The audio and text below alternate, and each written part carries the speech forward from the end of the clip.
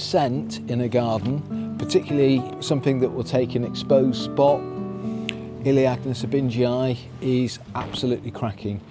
Very good wind tolerant evergreen. Some absolutely stunning scented flowers, September, October. They're very small and hidden away on the stems.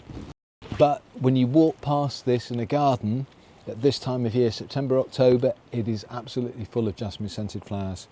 If left, this will form quite a nice hedge, but it can be clipped twice a year and kept to shape. It always produces these fantastic flowers, very small flowers, and you wouldn't necessarily see them, but you will be able to smell it. It's one of those shrubs or plants in the border that you'd walk past and smell it and then turn around and try and work out what was actually in flower and what you were smelling, because it's very sweet jasmine scented flowers. And again, it's a really good one for the autumn, and with these tiny hairs on the leaves, it does help to reduce the transpiration, which means it's a lot more tolerant in a windy position in the garden.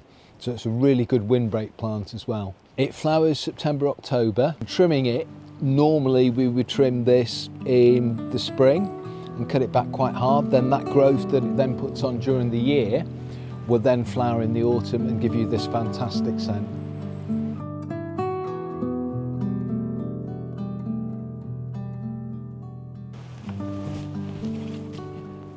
Okay, just while we're here, Aster monk, still in flower nearly at the end of October. Absolutely stunning, perennial, growing to 2 foot by 2 foot in size. Ideal for a hot, sunny, free draining spot. It's one of those plants, once it's established, it will survive a little bit of drying out in the autumn, but it flowers and flowers and flowers. So it starts to flower normally towards the end of August, September time. And we're virtually at the end of October now and it's still in flower. Recently we've planted it into several gardens because we're quite wet over the last few weeks. We've now just literally in the last few days brought these into the polytunnel so the roots don't get too wet over the winter, because our site can sit quite wet.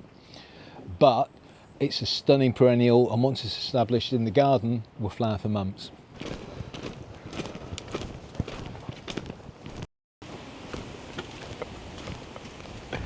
I know it's raining, but just on the way past, another scented evergreen. These are some tiny seedlings that we've been growing on. So these seeds were planted last winter, and this is Sarcococca confusa, or traditionally common name is Christmas box, because it always used to flower around Christmas time.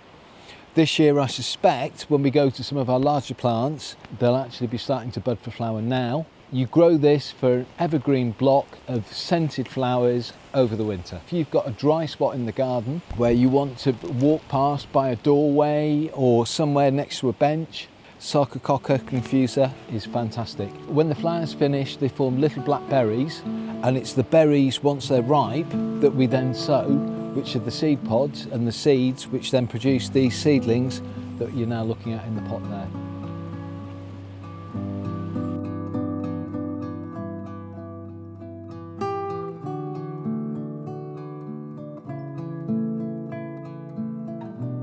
This is Osmanthus burtwoodii, which is very, very similar leaves. This is another plant that has jasmine scented white flowers. These are a lot more showy than some of the other evergreens that we've just looked at when it's in flower, but this one flowers late spring, early summer. Really good for full sun to semi-shade, but Osmanthus burtwoodii is a fantastic evergreen, another one that makes a fantastic scented hedge.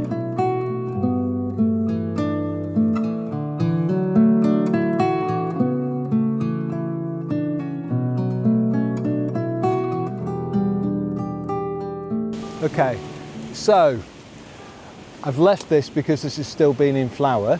This is one of the David Austin roses, Harlow Carr, a shrub rose. I think probably what we'd normally do, well, I know what we'd normally do now with this in the winter, to shorten back the stems and take out some of the growth so it doesn't rock around as much over the winter.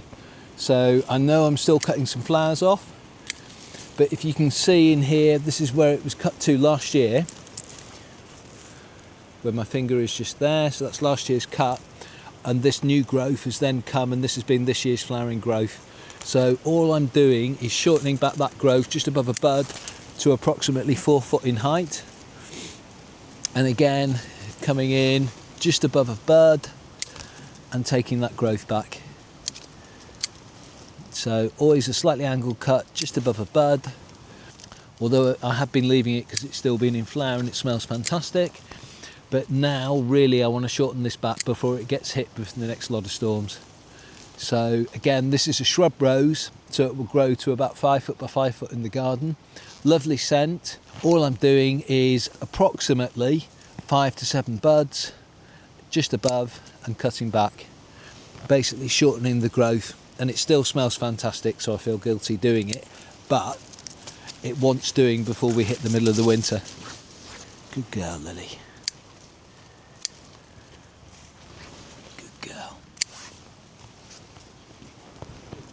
So of all the roses, we tend to find the traditional English rose grown by David Austin, because they provide so much scent, are one of the easiest to look after because they're hardy and tough. A lot of them have been developed now to have slightly better disease resistance, but to be perfectly honest, a rose will still flower and still provide scent and cover, even if it does have a bit of aphid or does have the odd bit of black spot on it. So we don't tend to use a lot of chemicals up here. I let the birds come and eat the pests. And over the winter, once I've got this cut back, I'll be going in and I'll be taking out, if you look in the basin here, right in the centre, there's quite a lot of dead wood. So there's some stems right in the centre here that want coming down to ground level. So this quite often happens on an old shrub rose, particularly when you let it grow out for the season. So those growth, or the dead growth, to open back up the centre, I'm going to be cutting that out completely. The one thing to be very careful of with roses is before you cut a stem down to the ground is to double check it up, because it may actually have living growth just above it. So what we're doing is we're thinning out,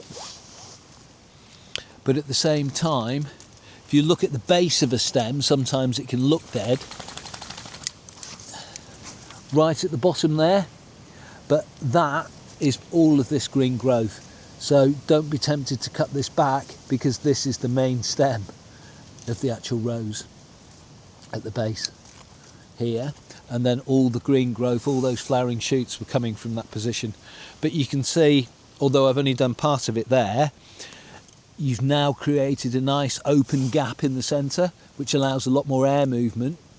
So by taking out these dead shoots, basically that's going to provide more air movement, so it's going to be less prone to disease next year. And also you're going to get a bumper crop of flowers developing from these shoots. So again, we're just taking back any dead and diseased growth can really be cut off at any time of year.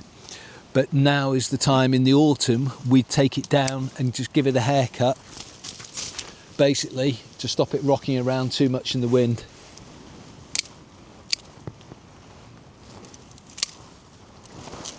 I'm cutting this back to about 3 to 4 foot in height, and just give me a bit of protection to the crown of the plant, the base of the plant over the winter, rather than allowing all this top growth to sway around in any storms that may come. So, and again with roses, slightly angled cut just above a bud. You don't have to cut it back as hard if your garden is in a more sheltered position, but the key really is to do it to be able to get in and remove some of this dead.